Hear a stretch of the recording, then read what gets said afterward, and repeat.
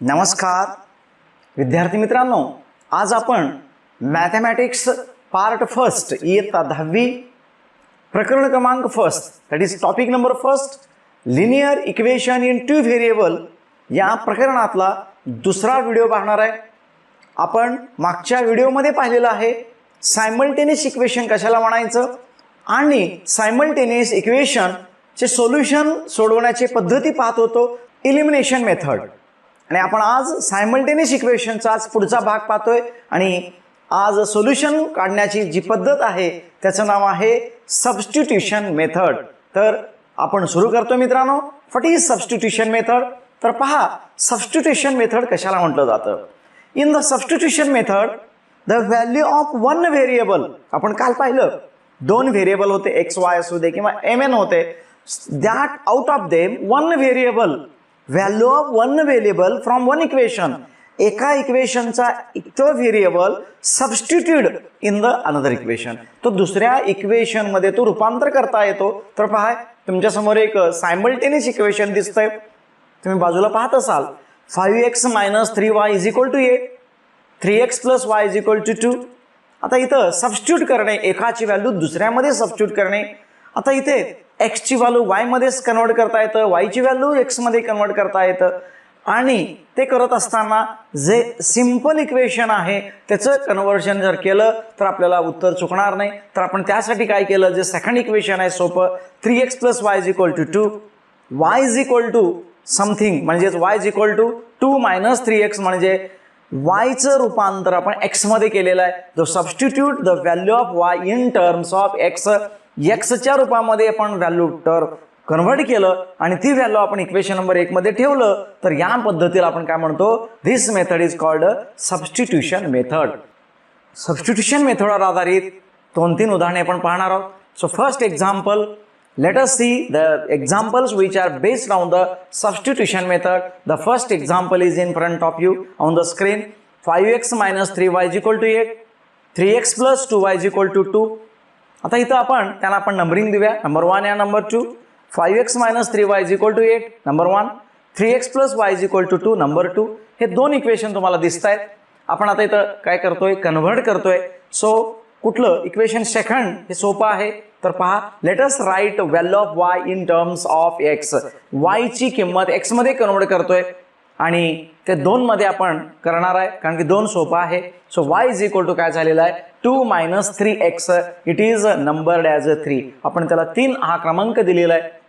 आता ही व्हॅल्यू आपण कुठे ठेवतोय, नंबर 1 मध्ये ठेवतोय. Substituting this value of y in equation 1, 1 मध्ये ठेवल्यानंतर पाहता काय होतं, इक्वेशन 1 तुमच्या समोर आहे. 5x - 3y = 8. We put just instead of y, जिथं 3y दिसते पाहते तर y च्या ऐवजी आपण काय ठेवणार आहे, 2 - 3x पहा ठेवलेला आहे.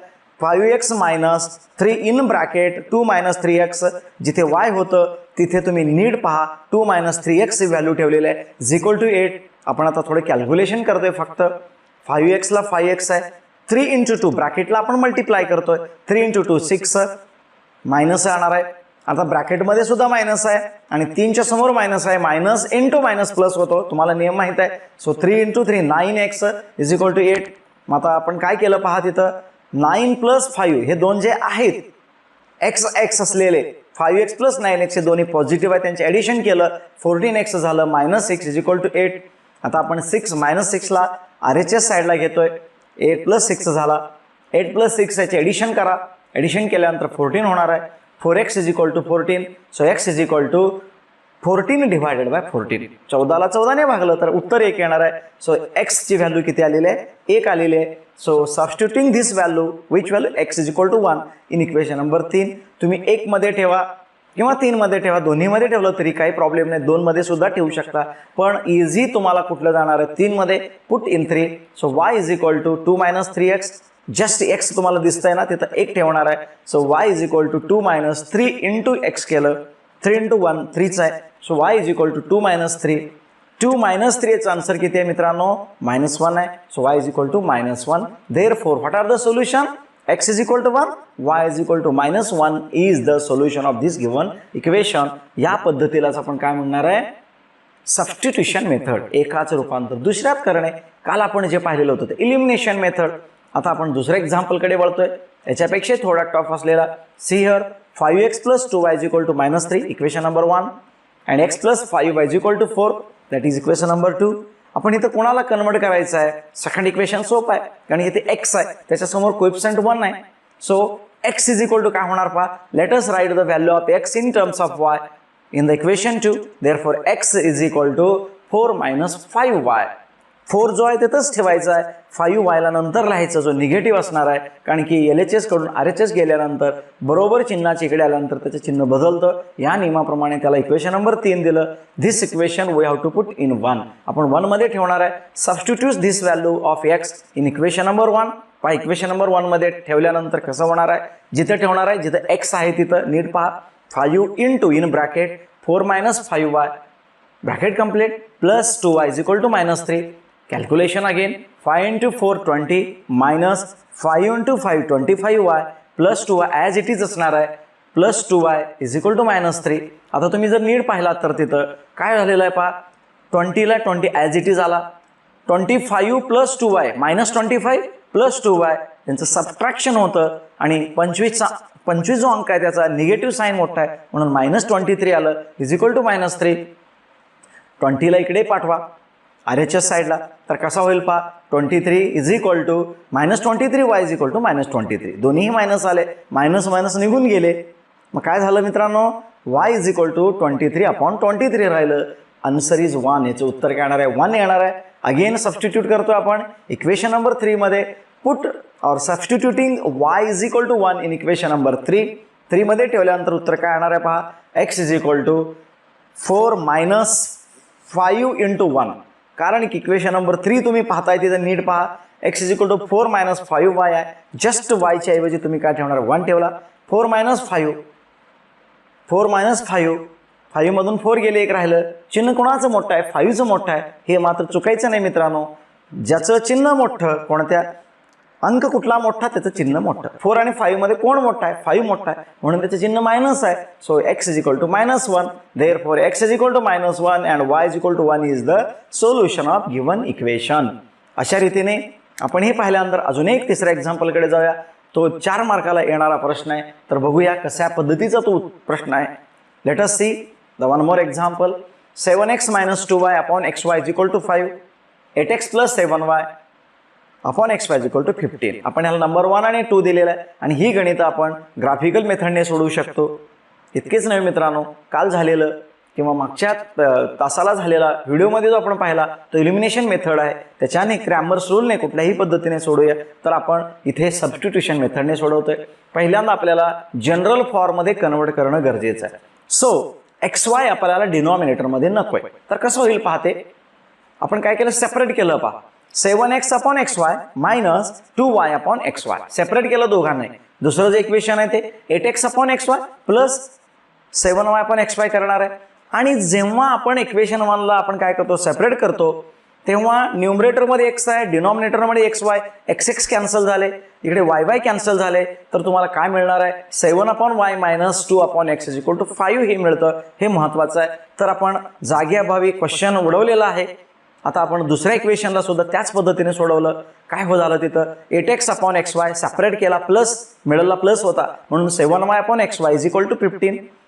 In the first one x cancel झाले, डिनॉमिनेटरला y राहिलं, सेकंडमध्ये y कॅन्सल झाले, x राहिला. सो 3 आणि 4 तुम्ही नीट ऑब्झर्व करा. 7/y मायनस 2/x = 5 आणि फोर्थ आहे 8y plus 7/x = 15. These are not in the standard form of the linear equation. तर आपण इथं पुट करणार आहे, जे डिनॉमिनेटरमध्ये त्याला न्यूमरेटरमध्ये आणणार आहे. मग कसं करायचं आहे, put 1/x = m and 1/y = n in equation 3 and 4. जे 3, 4 तुम्हाला दिसत आहेत तिथं 1/x आणि 1/y ची व्हॅल्यू m आणि n ठेवलं. मग आता एक्झाम्पल कसं दिसेल पहा. पहिलं जे तिसरं एक्झाम्पल आहे तो कसा झालेला आहे, आता 7n - 2m = 5 नंबर 5. आणि चौथा जो इक्वेशन आहे त्याला आपण रिमॉडिफाय केलं, 8n + 7m = 50 नंबर 6. आता आपली जी पद्धत आहे, आता हे स्टँडर्ड फॉर्ममध्ये आल्यानंतर सबस्टिट्यूशन मेथड इथून सुरू झालं. सो आता इथं कुठलंही केलं तरी काय प्रॉब्लेम नाही, दोन्ही जरा टफ आहे. तर आपण काय करतोय, 7n = सबस्टिट्यूट काय केलं, 7n = 2m हा इकडे आला, म्हणजे 5 + 2m झालं. सुरुवातीला आपण 7n इज इक्वल टू काय करणार होतो 5 + 2m 7 ला नंतर डिवाइड केला upon 7. So substitute n is equal to 5 + 2m upon 7 equation number 6 मध्ये ठेवतोय आपण. ही व्हॅल्यू थोडं टफ असलेल्यामुळं 4 मार्काचा हा प्रश्न आहे. आपण हे पुट करतोय 6 मध्ये 8 इंटू पहा तिथं 6 इन ब्रॅकेट n च्या ऐवजी 5 + 2m अपॉन 7 आलं bracket complete plus 7m as it is equal to 15. आता आपण काय करतो प्रत्येक इक्वेशनला जे डिनॉमिनेटर मध्ये 7 आहे ते 7 न मल्टिप्लाय करतोय. पहा मल्टिप्लाय केल्यानंतर काय होतं खालचा जो डिनॉमिनेटर मधला 7 आहे तो पहिल्या मधला निघून जातो स्टेप मध्ये. दुसऱ्यामध्ये 7 × 7 49 होणार आहे. शेवटी 15 ला सुद्धा 7 ने मल्टिप्लाय केल्यानंतर 15 × 7 105 होणार आहे. तर पहा 8 × 5 ब्रॅकेटला मल्टिप्लाय केला 8 × 5 40 प्लस 8 × 2 16 प्लस 7 × 7 49 आणि त्या 7 ने 15 ला गुणलं 105 आला. नाव 16m + 49m याचं बेरीज केलं addition we have to do 65 आलं आणि 105 मधून 40 इकडे घेतला सबस्ट्रॅक्शन केला 65 m इज इक्वल टू 65 आला. सबस्ट्रॅक्शन केल्यावर याचाच अर्थ तुम्हाला माहित झालं m is equal to 65 upon 65 65 ला 65 ने डिवाइड केलं 1 आलं. m ची व्हॅल्यू 1 आली. This value we have to put in equation number 6. आपण 6 मध्ये ठेवतोय substituting m is equal to 1 equation number 6 मध्ये ठेवल्यानंतर काय होतं पहा n is equal to 5 + 2m आहे m च्या ऐवजी आपण n ठेवला 1 ठेवला 2 × 1 अपॉन 7. सो 5 + 2 म्हणजे 7/7 होणार आहे. 7/7 ची व्हॅल्यू 1 आहे. Again n is equal to 1. Therefore m ची व्हॅल्यू 1 आहे n ची व्हॅल्यू पण 1 आहे. बट वी वॉन्ट x आपल्याला मात्र x काढायचं आहे ते मात्र 1/x आणि 1/y फॉर्म मध्ये आहे. म्हणजेच आपल्याला काय करायचं आहे आता न्यूमरेटरचं डिनॉमिनेटरला घ्यायचं आहे. सो 1/x ची value m is equal to 1 आहे. आता मला सांगा 1/x इज इक्वल टू 1 आला. 1 हे न्यूमरेटर मध्ये सुद्धा 1च असतं डिनॉमिनेटर सुद्धा 1च असतं. So x is equal to 1 आलं. सेम वे y ची व्हॅल्यू पहा 1/y is equal to n आहे n आणि त्याची किंमत किती काढलेली आहे आपण 1 काढलेली आहे. So y is equal to सुद्धा 1/1 1 झाला. सो द सोल्युशन काय असणार आहे x is equal to 1 and y is equal to 1. Therefore x is equal to 1 y is equal to 1 is the solution of given equation. तर substitution मेथडवरचे अशा पद्धतीचे गणित तुम्ही प्रॅक्टिस करा. नक्कीच पेपरसाठी येतात. तर आपण पुढच्या व्हिडिओमध्ये पाहणार आहे व्हिडिओ क्रमांक 3 जो आहे तो आहे ग्राफिकल मेथडने सायमल्टेनियस इक्वेशन कसं सोडवणे आणि सायमल्टेनियस सोल्युशन इक्वेशनचे सोल्युशन कसे काढणे आपण पुढच्या व्हिडिओमध्ये पाहतो. जर तुम्हाला हा व्हिडिओ आवडला तर नक्की शेअर करा सबस्क्राईब करा आणि मॅक्झिमम मुलापर्यंत पोहोचवा. तोपर्यंत थांबतोय. धन्यवाद.